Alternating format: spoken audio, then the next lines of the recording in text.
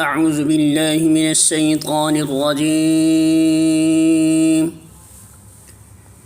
بسم اللہ الرحمن الرحیم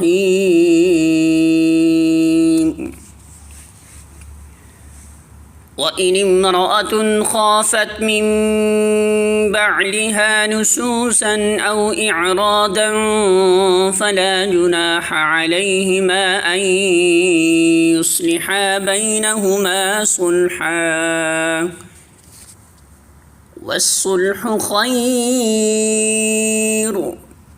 وَأُحْضِرَتِ الْأَنفُسُ الشُّحَّ وَإِن تُحْسِنُوا وَتَتَّقُوا فَإِنَّ اللَّهَ كَانَ بِمَا تَعْمَلُونَ خَبِيرًا۔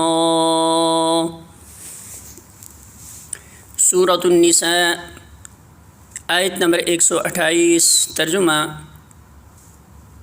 جب کسی عورت کو اپنے شوہر سے بدسلوکی یا بے رخی کا خطرہ ہو تو کوئی مضائقہ نہیں اگر میاں اور بیوی کچھ حقوق کی کمی پیشی پر آپس میں صلح کر لیں۔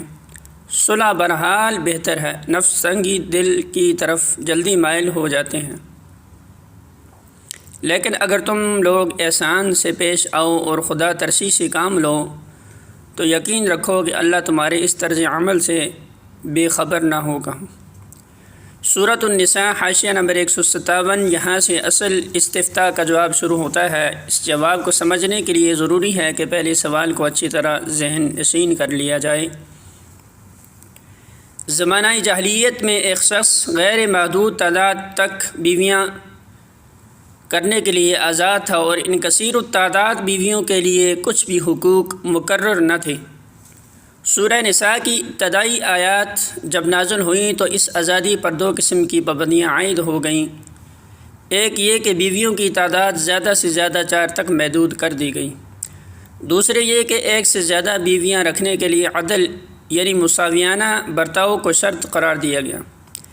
اب یہ سوال پیدا ہوا کہ اگر کسی شخص کی بیوی بانجھ ہے یا دائم المرض ہے یا تعلق زن و شو کے قابل نہیں رہی اور شوہر دوسری بیاہ لاتا ہے تو کیا وہ مجبور ہے کہ دونوں کے ساتھ یکساں رغبت رکھے، یکساں محبت رکھے، جسمانی تعلق میں بھی یکسانی برتے؟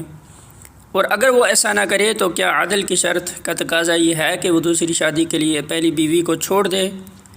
نیز یہ کہ اگر پہلی بیوی خود جدا نہ ہونا چاہے تو کیا زوجین میں اس قسم کا معاملہ ہو سکتا ہے کہ جو بیوی غیر مرغوب ہو چکی ہے وہ اپنے بعض حقوق سے خود دست بردار ہو کر شوہر کو طلاق سے باز رہنے پر راضی کر لے؟ کیا ایسا کرنا عدل کی شرط کے خلاف تو نہ ہوگا؟ یہ سوالات جن کا جواب ان آیات میں دیا گیا ہے، یعنی طلاق و جدائی سے بہتر ہے کہ اس طرح باہم مصالحت کر کے ایک عورت اسی شوہر کے ساتھ رہے جس کے ساتھ وہ عمر کا ایک حصہ گزار چکی ہے۔ سورۃ النساء حاشیہ نمبر 159۔ عورت کی طرف سے تنگ دلی یہ ہے کہ وہ اپنے اندر شوہر کے لیے بے رغبتی کے اسباب کو خود محسوس کرتی ہو اور پھر بھی وہ سلوک چاہے جو ایک مرغوب بیوی کے ساتھ ہی برتا جا سکتا ہے۔ مرد کی طرف سے تنگ دلی یہ ہے کہ جو عورت دل سے اتر جانے پر بھی اس کے ساتھ ہی رہنا چاہتی ہو اس کو وہ حد سے زیادہ دبانے کی کوشش کرے اور اس کے حقوق ناقابل برداشت حد تک گھٹا دینا چاہے۔ سورۃ النساء حاشیہ نمبر 160۔ یہاں پھر اللہ تعالیٰ نے مرد ہی کو جذبہ فیاضی سے اپیل کی ہے۔ جس طرح بالعموم ایسے معاملات میں اس کا قاعدہ ہے، اس نے مرد کو ترغیب دی ہے کہ وہ بے رغبتی کے باوجود